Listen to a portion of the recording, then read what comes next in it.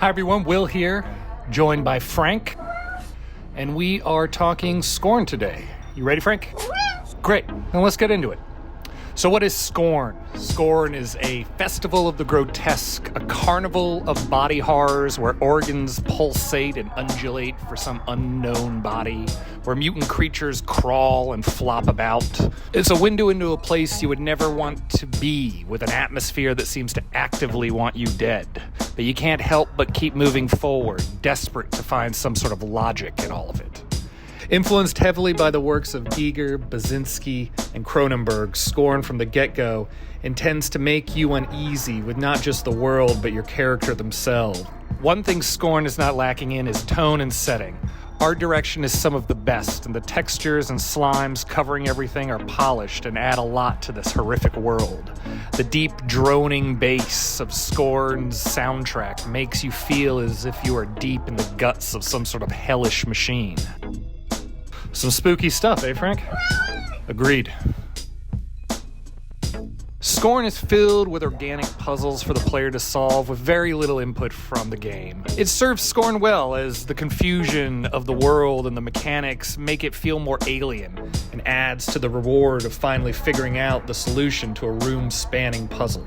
And let's take a moment to appreciate these animations.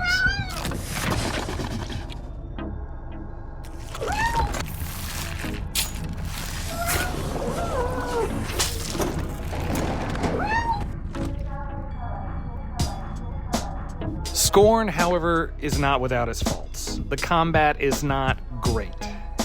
It feels like an afterthought on a great game. While the core exploration puzzle-solving loop of SCORN is fantastic, the combat drags this to a halt and forces you to contend with enemies that have pinpoint accuracy, and you have weapons that leave a lot to be desired. Well said, Frank. A few encounters do get the heart racing and add some new emotions to the mix. It just doesn't help the game, and we found it to be more frustrating than anything else.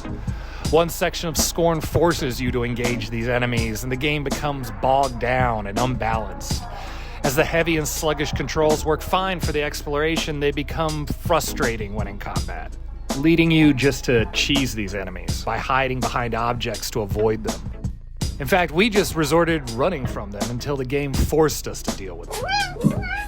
Yes, it was not very fun.